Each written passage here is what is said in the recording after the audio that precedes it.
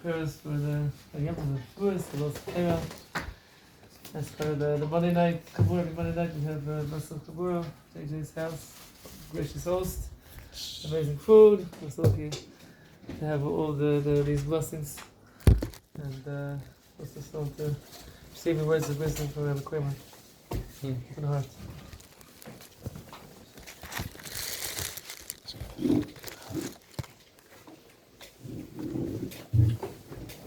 What would you like to discuss? I toss the question out. Whatever you guys want. Really. No guarantee of a correct answer. But we'll try. What would you like to hear? Shavuos. Legitimate question. But I'm not married to. Well, Doesn't have to be Shavuos. I don't hear well. Said I'm open to anything, but I'm into Shavuos. I'm open to anything. Okay. But there's no other request on the table, so we'll take Shavuos. What is Shavuos? Right? Anyone know? We got the Torah. Yeah. Did we? Think so. Huh? Think so. Yeah. We did. But you say every morning the bracha, Baruch Atah Hashem, Noisein HaTorah, who gives the Torah. Right? Rashi in several places in Chumash says every day should be new. Like today you got it. So your question is, we got it. But do we get it? That's the question. Okay? We got it. Yes, we did receive it. But do we get it? Do we really know what the Torah is all about? Do we have any idea? Are we really ready to receive it? Chaim says a very interesting thing. He says,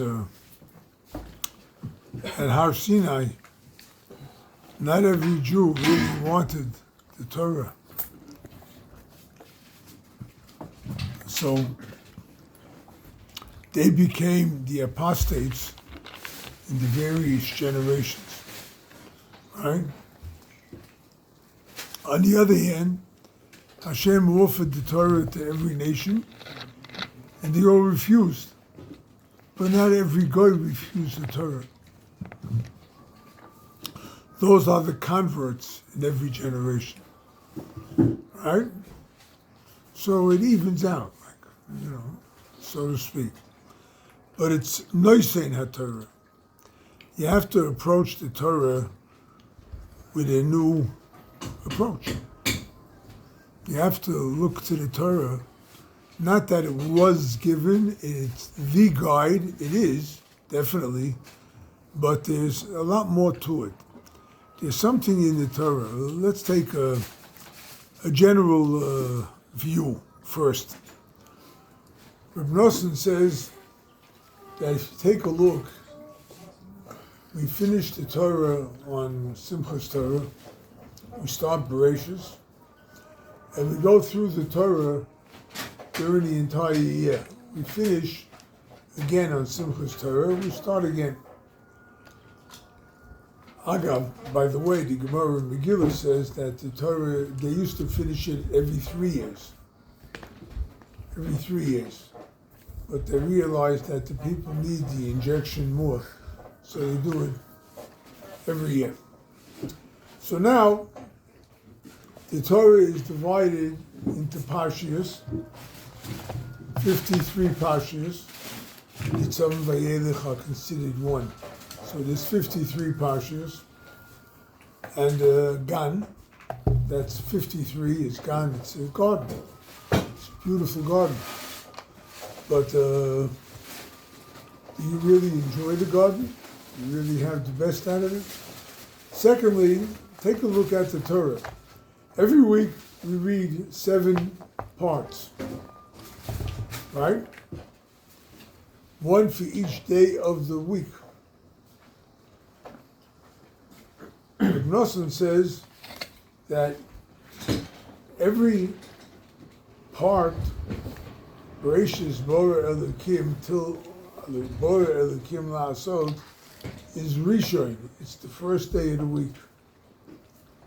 The next part, from B'yom Bara Hashem until Vayas Hashem Elokim La'odom U'Le'ishloi Koston Sor, whatever, that was Revi, but Shlishi, that's the second day, the third day, the fourth day. It's broken down into 7 days of the week. Technically, a person should be studying a part of the Torah every single day, a part of the parsha of the week, right? So that on Rishon, Sunday you start Rishon, Monday you do Sheni, Shlishi you do Shlishi, and so on. So that each day you're connected to the parsha of the week and to that specific part of the parsha. Okay? So now that you have it down pat like that, right, realize that every part of the parsha of that week applies to your life 24 hours a day. And that whole parsha applies to you 24/7. The next week, Noach, Lech Lecha. Now we're up to starting Bamidbar this week, right? So the first part, the names of the tribal leaders, right? That's the first part of the parsha. Today, the second part is when they're all counted, okay?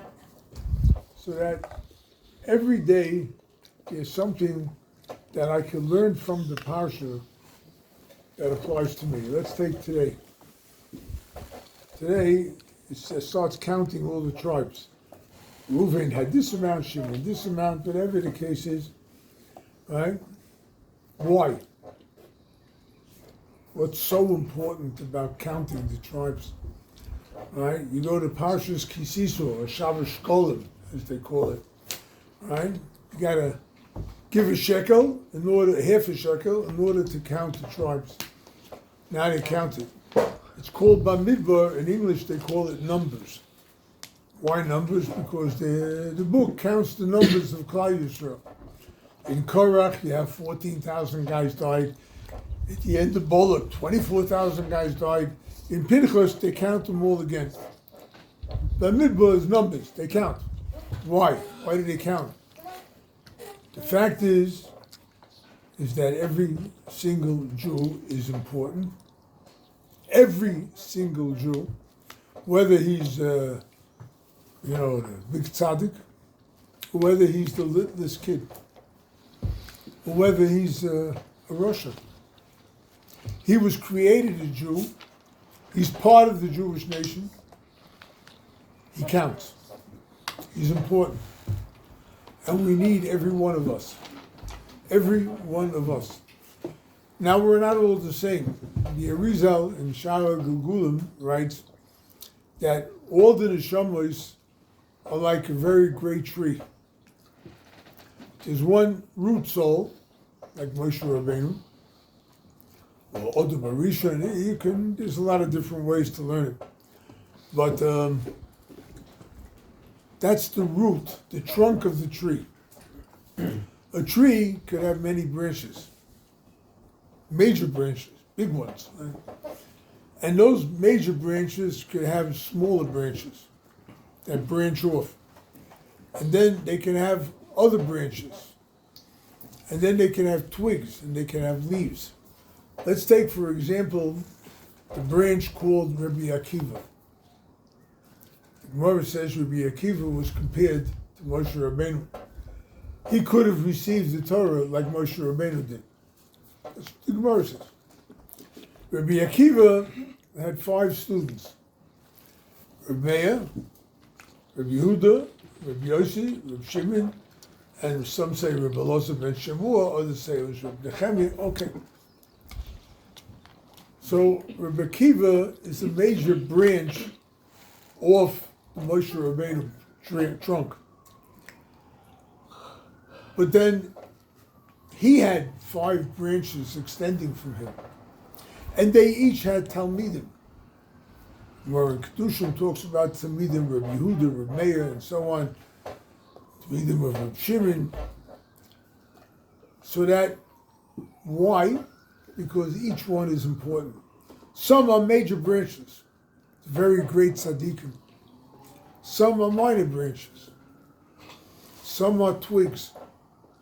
Some are leaves. But everyone is important to that tree. Everyone. Chaim Vital writes that a person should not randomly tear off a leaf from a branch. Why not? Because if that leaf is there, it's because Hashem wants it there and there's some kind of soul connected to it. And you tear it off, you're tearing it off from its root. So what the Parsha is telling me today, Monday, is that we all count. Everyone has what to contribute. It's not that we count, we're important, we're this and that. Yeah, we are. But we have what to contribute to somebody else. We can do something nice. We can give tzedakah. We can do a gemilas chesed. We could teach somebody. Or we can go off to our own corner and do something for myself. That's also important. Hillel, the Gemara in Shabbos tells, that when he used to go bathe, he used to go bathe. What are you doing? I'm taking care of my body that was given to me by Hashem. Right? It's also a mitzvah. Hillel. Right? Hillel. The great Hillel. Take care of your body too. You can do something for yourself. I had a guy once, he was not religious, but he had some emunah. He once traveled to Uman and whatever.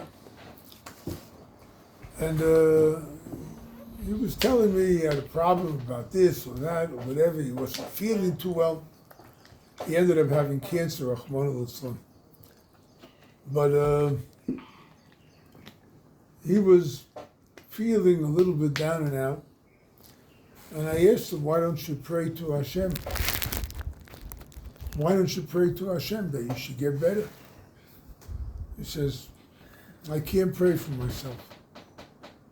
I can pray for others. They're important.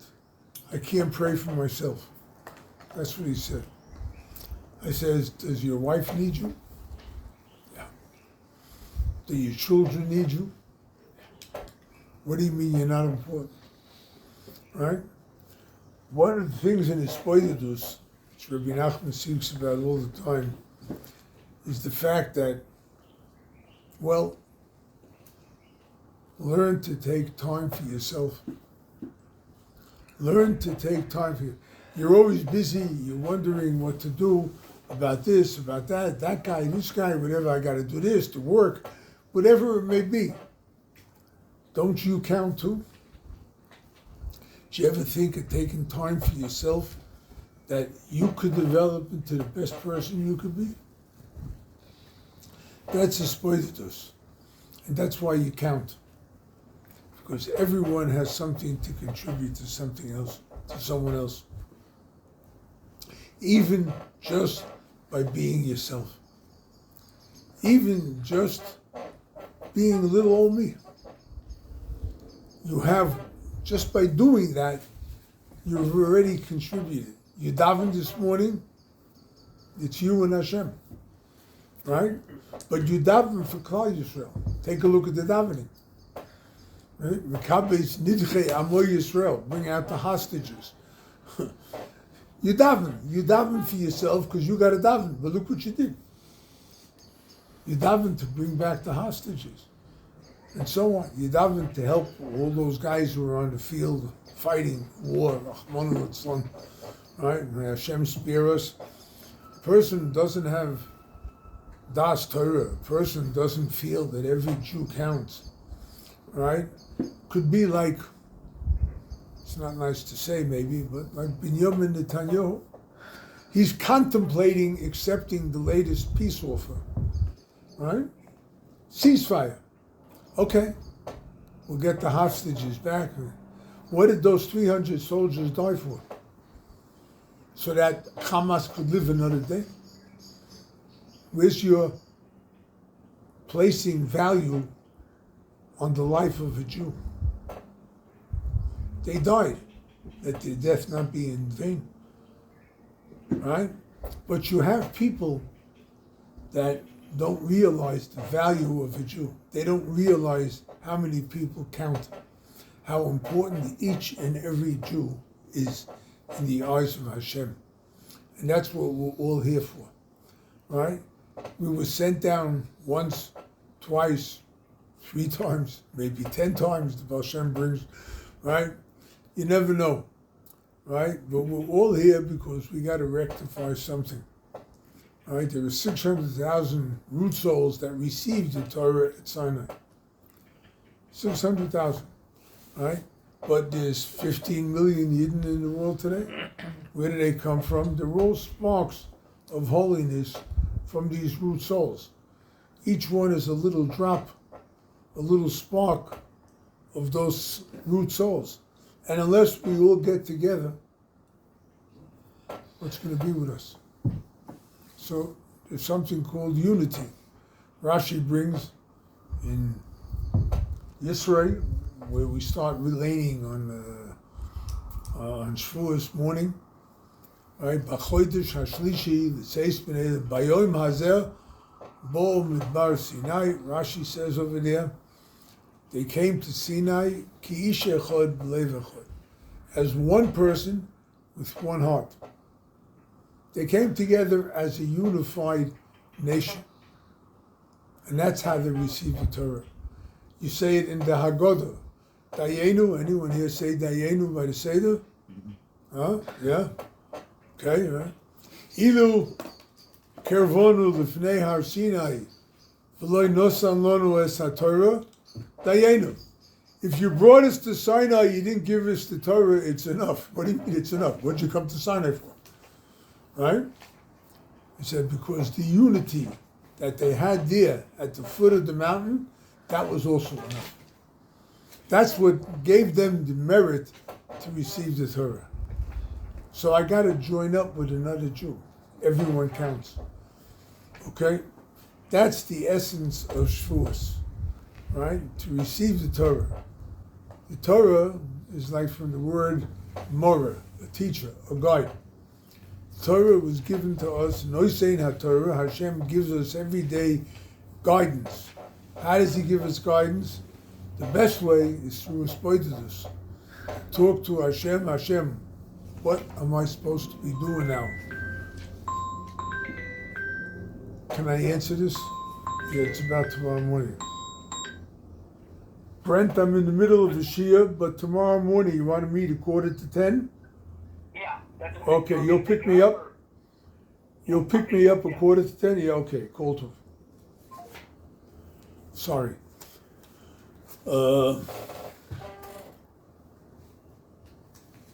Unity. We need the Torah. We need the guide. When you have Hisbodedus, what you're doing is you're asking Hashem. Take a look. Rabbi Nosson writes in the Likutei Halachos. It's amazing. He says, first of all, let's take the lesson 63 in Likutei Moran. The Rebbe speaks about how Hashem is revealed to us, but Hashem is concealed from us. We don't see Hashem.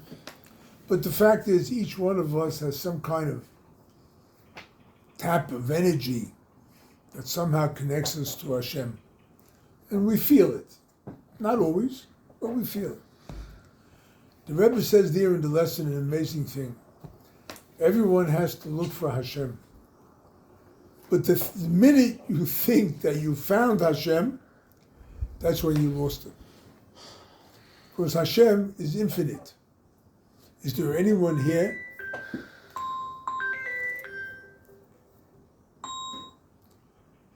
אני אהיה שם, אז 9:30.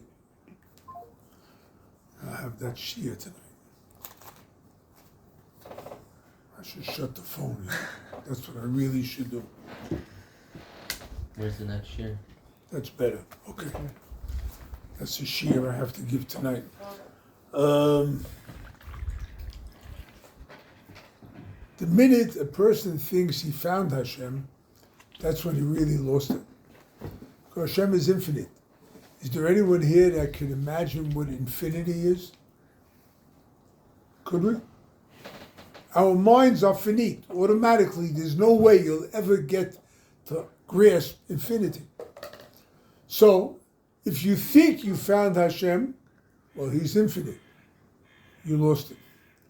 On the other hand, if you begin to realize that Hashem is endless, well, no matter where I am, He's with me. I'm part of His world. So therefore, the more I think I'm distant from Hashem, the closer I am to Him. The more I think I'm closer to Hashem, the more distant I am from Him. That's what Rabbi says. And then he takes the spoidus and he says, take a look. What's your spoidus? Hashem, I'm 20 years old, I'm 30 years old, I'm 79 almost, right? I take a look at my life, how I screwed up so terribly all these years, right? What? How I did this wrong, I did that wrong. Anger, arrogance, hitting somebody, cursing, I did all that. But you realize that when you say that, you're actually talking to Hashem from the worst place in the world, from what you did wrong. Isn't that amazing? Isn't that amazing? That's what Shavuos is here to teach us. Shavuos is here to teach us that Hashem is with us 24/7. Hashem reveals Himself through the Torah. We count it. Just like we counted the Sphira, and by the way, the Sphira started, the counting of the Jews was an year, and that's when most of the Sphira takes place, right? The count, right? Anyone here see Sesame Street as a kid? Right? The count, right? You remember that one? The count. But the count counts for something, right? And we're counting, right? And I think it's after Shkia, so we won't say what tonight's fever is, but yesterday was 41, okay? We're near the very end, right? What are these 7 weeks of counting? What are they? So let's take the Ari, which Reb Nosson explains many places in the Likutei Halachos. Pesach night, we were taken out of Egypt. I mean, we left during the day, but the Geula started at night when Hashem killed the firstborn of Egypt, and everyone ate from the Seder and whatever. So that's when it started. But the Jews at that time were not worthy of being redeemed. As the Gemara says, they had no mitzvahs. They did nothing good. All right? So Hashem, in His kindness, gave us 2 mitzvahs. They had to circumcise, and they had to slaughter the Paschal lamb, Korban Pesach. So they had 2 mitzvahs. Because of 2 things that they did, they had the merit of leaving Egypt. But how did it really happen? As the Ari explains, that night they were given a revelation of Hashem. Ani Hashem, ani hu v'lo hashaliach. I, and not any messenger. I, Hashem says, v'yavati b'eretz Mitzrayim v'izgalesi. I revealed myself in Egypt. So the Jews had a revelation of Hashem. What was the revelation of Hashem? It was great moichin. The Ari explains it's called intellects. These are great revelations of Hashem on various levels. There's something called moichin dekatnis, constricted intellects. There are 2 levels in that, and there are 2 levels of expanded consciousness. but they were all revealed on any different level, any different way I could perceive Hashem. That's how it came to me, right? But I left Egypt. Egypt, Mitzrayim, represents a constriction. The word Meitzar represents a constriction. I left Egypt. I left all the constrictions behind, but now I got to start again. Now I have to start counting one day at a time. The Jews were in the 49th level of impurity, and they had to reach the 49th level of purity in order to receive the Torah. So what happened was that they counted every day. Rabbi Nosson brings elsewhere in different places, he says that the whole reason for counting is to make sure that you count every day. If you ever get up in the morning, you don't feel like getting up, it's a horrible day, let me forget about today. Did you ever think that? Right? I don't want to ask how many times, but did you ever think that way? Right? Rabbi Nosson says, can't think that way. You can't afford it. Every day of your life counts. Since it counts, make it count. All right, maybe you got up at 7 and you didn't get out of bed till 9, right? Fighting it, I didn't want to get up. Oh, I got to get up, okay, whatever, right? But let it count from 9 o'clock. Make it count from 9 o'clock.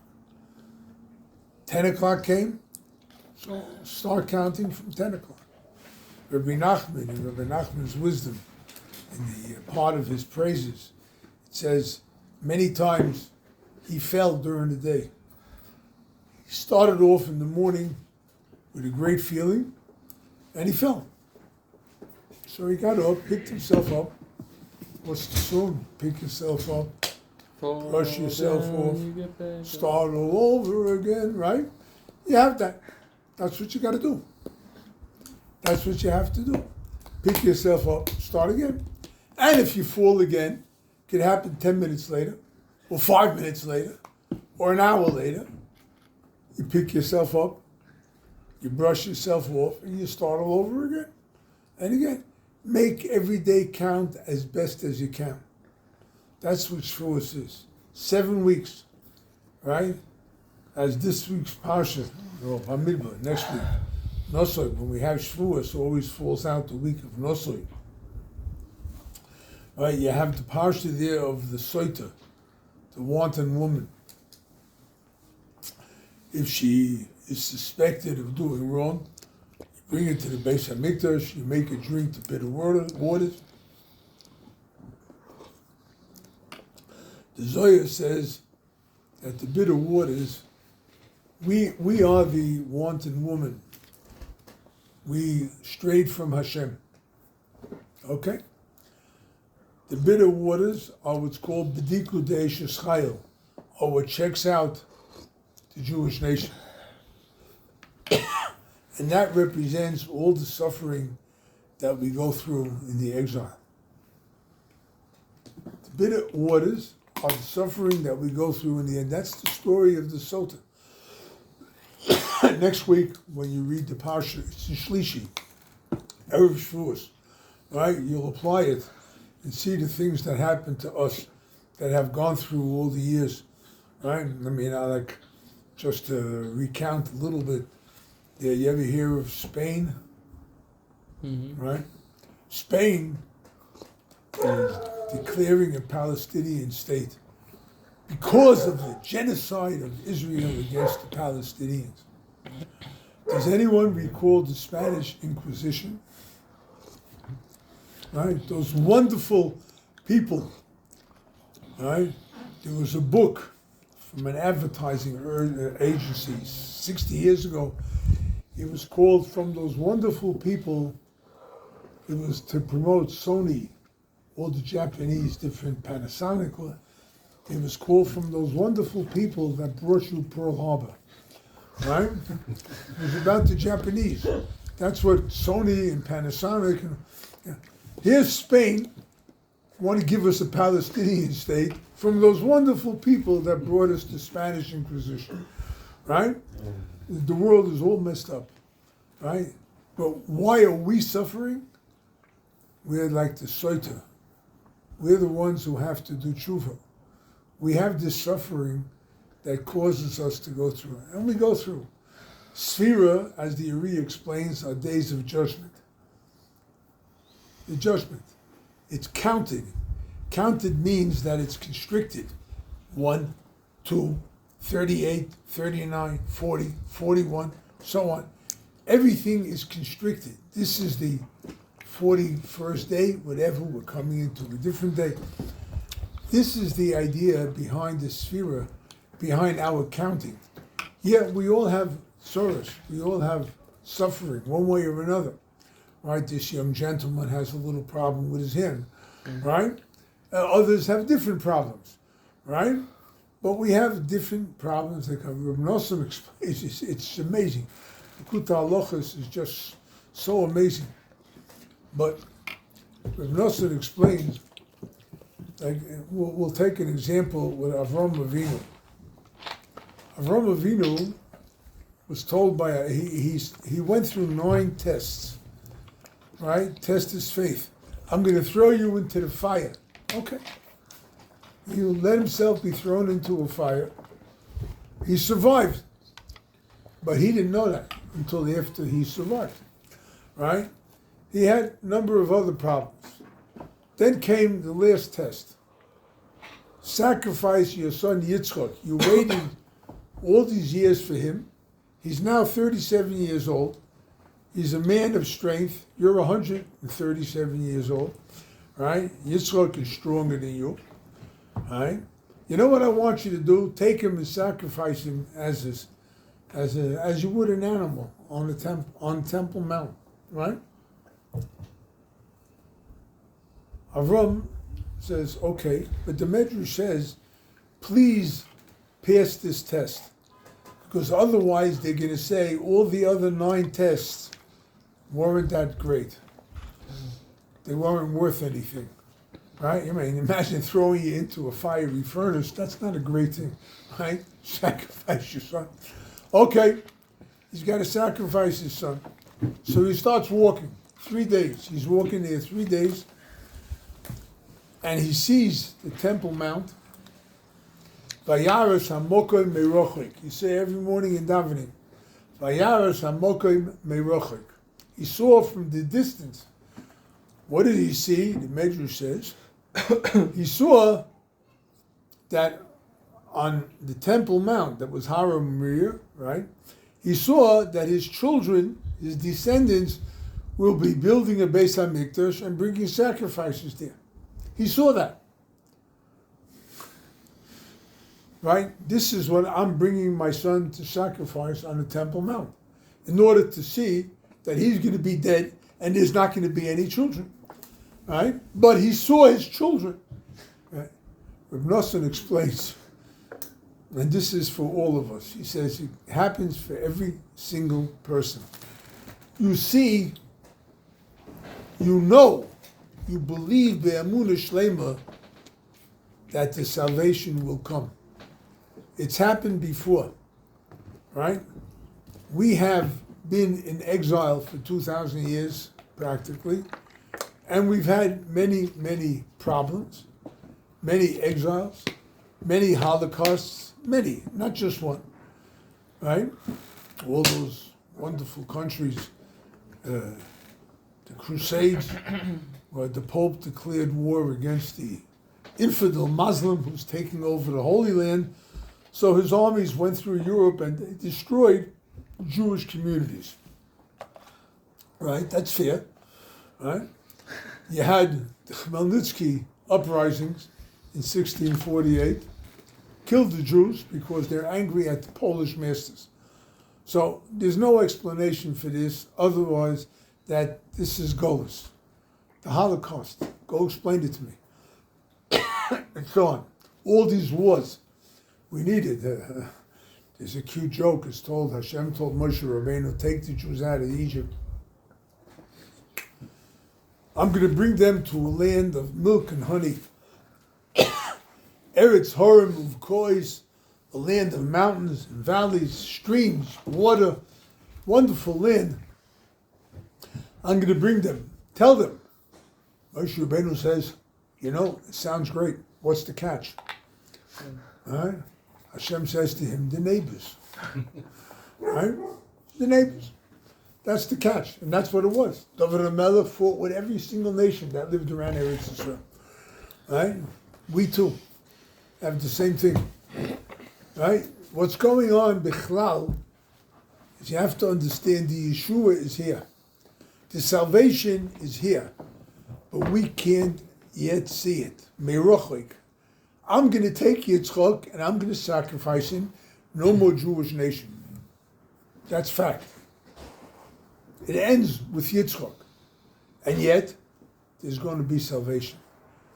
And that's what the Golus is all about. And that's what the suffering in Golus is all about. That we know the salvation is here. I, personally, I see all these pro-Palestinian demonstrations. I'm very encouraged. All right? There was one professor who said he's exhilarated. I'm not exhilarated. But I'm encouraged. Why? Because the Goyim are showing their true colors. Right? Syria killed 500,000 Arabs. Yemen killed Sudan, Algeria, Libya. In Egypt, they're killing them. Iraq, Iran, you name it. Right? Only the Palestinians bother them because it's Eretz Yisrael, because it's the Jews. You see the hatred of the Goyim. Right? Baruch Hashem, I live now in Eretz Yisrael. Right? And when I'm in America, I tell people, just take a look at your neighbors. Right? What's the catch? The neighbors. Take a look at what they really are. Right? If you didn't learn enough after the Holocaust, when the Jews who were fortunate enough to return, they came back to their homes to find the Goyim were there and they wouldn't let them in. Right? That's what's happening now. But it's not just America. It's Australia, South Africa. South Africa, the land of apartheid, right? But they're accusing Israel of genocide. I mean, you can't accept these kind of talk, except if you know that the Yeshua is right next to us, but it's merochoik. It's still not here. The salvation, receiving the Torah on Shavuos, gives us that faith, gives us that power, gives us that strength to understand that Hashem knows what He's doing, and it's we who have strayed, it's we who have to come back, it's we who can come back, it's we who must come back. Why? Because every one of us counts. Pasuk, the end of Yeshaya, the last chapter, he says, "V'yaviu es kol achechem mikol hagoyim mincha laHashem." It says, why are the Jews so far spread out? I mean, there's a group in America called Jews from Palestine. How could that be? How far could we stray? But you got it here in Israel too, right? You have that. How did it happen? But this is what happened. So the pasuk says, when Mashiach comes, right, the goyim, those who remain, those who aren't wiped out for all what they did against the Jews, Mirosh Paras Oyev, Rashi brings in Parshas Ha'azinu, that when Hashem starts taking revenge for what the goyim did to the Jews, right, He's going to go back to the day one, the day when Yishmael tried to kill Yitzchak. He's going to go back to when Esav tried to kill Yaakov. He's not going to start from the last few years or from the Holocaust when everyone seemed to say, okay, let's be friendly to the Jew. He's going to go way back, the beginning. There's a price to pay for everything they did to us, right? But, right, that's not our interest. Our interest is to find Moshiach, to find Hashem. We say every day, V'hoya Hashem l'melech al kol ha'aretz. Hashem will be king over. That's what we're looking for, right? That's what the Torah is for us, right? We got the Torah, but do we get the Torah? When I learn something Am I coming in contact with Hashem? You ever say the bracha on the Torah in the morning? Ahavivnu Hashem Elokeinu Tevei Befinu V'niyeh Anachnu B'Tzeretzoreinu Kulonu Yoidei Shmecha. What are we asking? We're going to call Yoidei HaTorah? No. Yoidei Shmecha. When I learn something, I can see Hashem. When I learn Chumash Rashi, I learn a Gemara, a Mishnah, a Medrash, a nice Vort, I read a Sefer, whatever the case might be. I can begin to feel Hashem from what I just learned. That's what Noisein HaTorah is. That's what giving the Torah.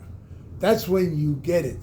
The Torah is not there just to give me laws and more laws and bylaws. Rabbi Nosson says, he says, Hashem Chofetz,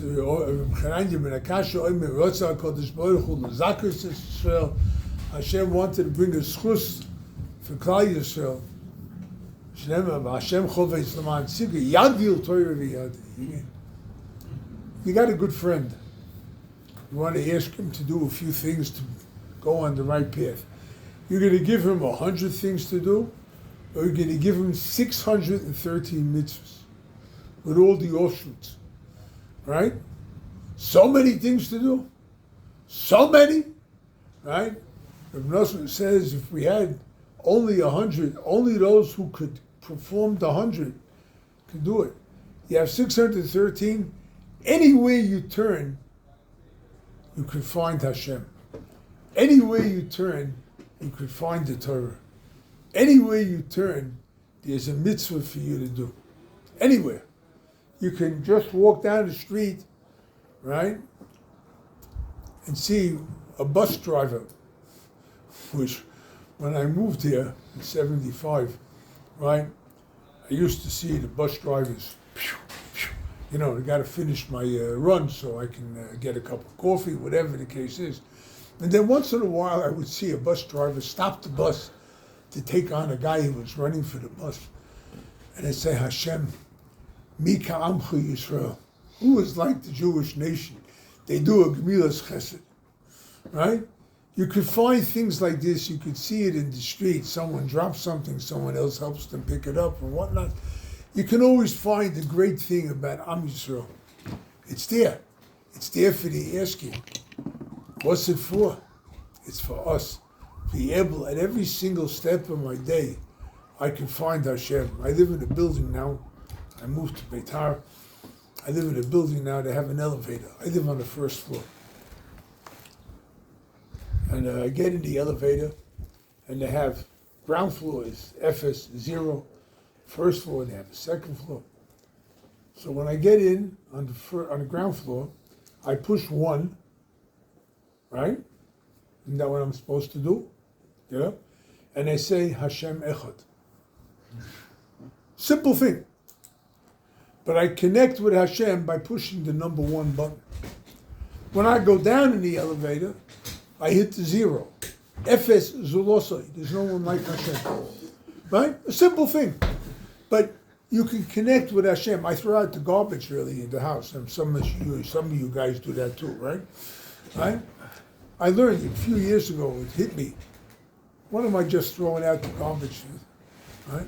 So I say, Hashem, right? Just like you're helping me throw out my physical garbage, help me throw out my spiritual garbage. Simple. But I connected the garbage to Hashem. Right? Simple. Strange. Right? You may think of me crazy. You're probably right. But that's what it is. You can connect with Hashem in so many different ways. So many different things. That's what Shavuos is all about. Hashem, we counted. We made every day count. We made Klal Yisrael count. I want to get it. I want to understand what the Torah is all about. All right? Any other questions? I have a question. Why do It's we... 8:30. I got to So, have short give a question. shir in Beitar at 9:30. Okay. So ask or no ask? Can I ask the question? Hmm? Can I ask the question? Why do we... As long as I get there by 9:30, you can hold me here till 9:25.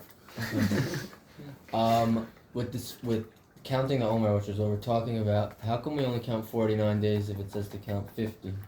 Because there are 50 days, there are 50 gates of Bina, the Gemara says. Mm-hmm. There are 50 gates of Tshuva. Everything in heaven, the large amount, which is above this world, is called Bina. There's Keser, you heard the term, spheres, Keser, Chochmah, and Bina, right? Of the three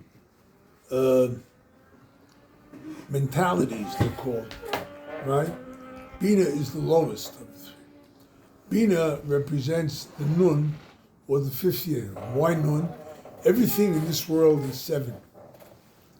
Ze'er Ampin and Malchus. Ze'er Ampin has 6 spheres, and Malchus is 1. Together they're 7. Mm-hmm. Right? There are 7 seas, 7 continents, right? 7 planets, right? So on and so forth. Anything in this world is in the realm of the 7, right? 7 times 7, because there are 7 different things, like Para Aduma. The Zohar says there are 7 kibbusim. 7 times it says the word Vaychibes Begodov, right? You have to wash your clothes. Whatever. 7. Everything is 7. That's why there's 7 weeks. 7 times 7.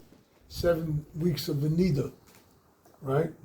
There are 7 years in the Shemitah. 7 Shemitas in the Yovel, right? Yovel is called Jubilee. Yovel. Yovel is from Bina, right? Shemitah is what's called Malchus, and it goes up for 7 years. That's the 7 in this world. 7 times 7 is 49. So everything is 49 days, right? The 50th level is Bina. If you get to the 49th level, you could get into the 50th level. The Gemara says that 50 gates of Bina would put in this world. Moshe Rabbeinu had 49. 49 levels. He reached the 49th level. When he passed away, the Zohar says, he passed away in Mount Nevo. Nevo is Nun Beis Vov. What is that? Nun Bo. He reached the 50th level. Right? The Zohar actually says that when he went up to heaven on Shavuos to receive the Torah, he reached that 50th level then too. But it was taken away from him because of the golden calf. But he got it back when he passed away. Right? Nun boy. But Nun, 50, is above anything in this world. It's a man. A person who merits to understanding something about Hashem, that's Bina. In this world, you can get some kind of understanding of Hashem. That's Bina. You can get it, even in this world. Does that have anything to do with? Does that have anything to do with what Rabbi Nachman says of the 49 gates of Tshuva, and then the 50th God Himself is comes down? Yeah, he comes down, and reveals Himself. But He Himself is doing the a Tshuva, or whatever that means. He says Shuvu Elai v'Yashuva Aleichem. That's lesson 73 in the second part of Kutim Rai. It says about Tilim and all that, right? So. Shuvu Elai, you return to me, and then I will come. Where is he? He's in Keser. He's actually above Keser. He's infinite. He's Ein Sof, right? He can come down to Bina to meet you at that level. Does that mean we can't obtain the 50th, but only God could? We could only do the 49? We can get to 49. Hashem will see that we get to the 50th. When you include yourself in Hashem, by negating yourself to Hashem, which you do when you have Espoidus, which you do when you study Torah and you begin to feel Hashem, then you could grasp Hashem even in this world. That's the 50th level. On whichever level you're on. Every person has his own 49 levels, and every person has his own 50th level. Okay? Can you expand on two separate little Torahs from the Good Ran? Very like short two-liner Torahs. Number one is Rabbi Nachman talks about the sphere, and he says every day. Anything you say during that day has to do with. So, what can you expand on that in terms of like a practical? You have to believe it. Right. Right? Today was Yesod should be Yesod. What is Yesod should be Yesod? Yesod represents morality. Right? It's a great level of morality. The Ramchal, right, passed away on Yesod should be Yesod. Oh, I didn't know. Now you know, right? Anyway, whatever the case is, it's a level of morality that's not obtained. What's Tiferes Sheba Malchus? What's Chesed Sheba Gvura? Right? What was the third? There are certain revelations of Chesed, certain revelations of Gvura, right? Manifestations of these various powers of heaven, right? And they are more manifest on this day, more like we said earlier about the Parsha, right? The Parsha applies to you today, right? That Parsha you have to relate to. So is there an actual personal avodah to do on You that have day? to be able to interpret it on your own, because everyone has a different perception of what Malchus is, of what Netzach is, and so on and so forth. You have a different perception than I do, right? Yours is as valid as mine is on your level, on my level, whatever those levels are, right? But you have to be able to attune yourself to be able to feel that. Next. And the That's other one one is lesson. about Shavuos itself. Rabbi Nachman says that you get like a new It's like set of the lumps. Rhea, Yeah. right? He says because that's lesson 167. I don't know. 267. He says because the lung has 5 lobes, 3 on the right and 2 on the left. The reason the left has only 2 is because the heart is more situated towards the left of the lungs. So therefore there's 2. But there are 5 lobes. The Zohar says these 5 lobes of the lung represent the Torah. Rabbi Nachman brings that at the end of lesson 8 in the first part. All right, he brings that. The person is absorbed in Torah. A person could hope for a healthy lung. Right? Now, in Sichos Haran, Rabbi Nachman says he suffered from tuberculosis. Right? He said a lot of lessons about the lung.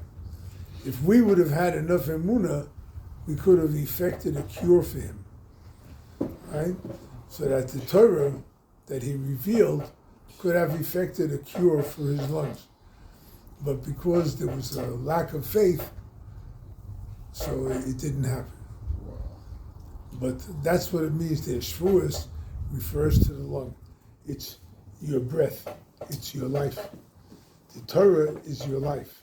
That's how you could refer to yourself. The lack of emunah in Rabbi Nachman, or In the fact that his Torah could bring healing.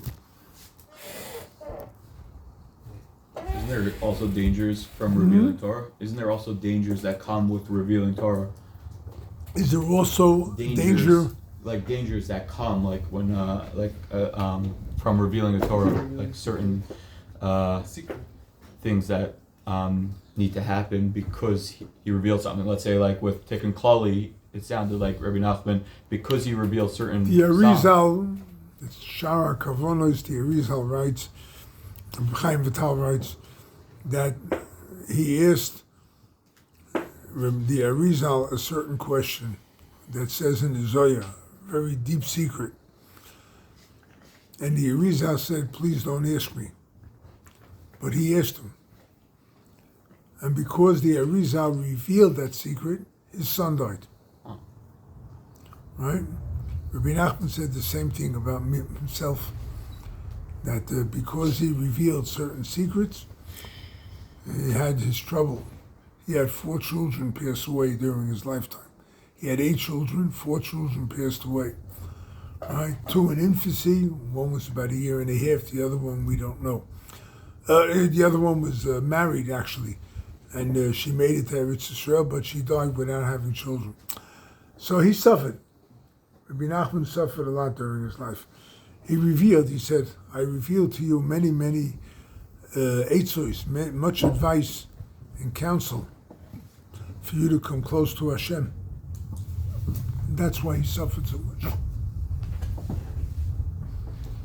Right? There's a danger in just Torah study also. It's Gemara and Yuma. The Gemara says, Zocha, if he merits, the Torah becomes to him an elixir of life. Loi Zocha, if he doesn't merit, he interprets it wrong, right? Not that he makes a mistake, but he interprets it wrongly, so that it becomes a potion of death, right? Take a look.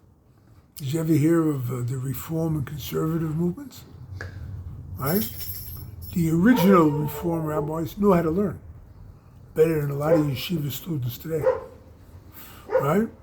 But they knew how to learn, right? Or go back to the Gemara. The Gemara says, Acher, the Rebbe of Reb Meir, right? He went off the path because he interpreted something wrong. And this has been going on throughout history.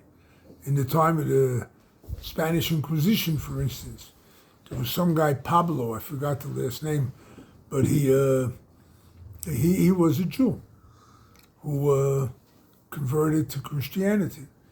And he went, there was Shabtai Tzvi, there was Yaakov Frank, and others who were learned. Yoshka.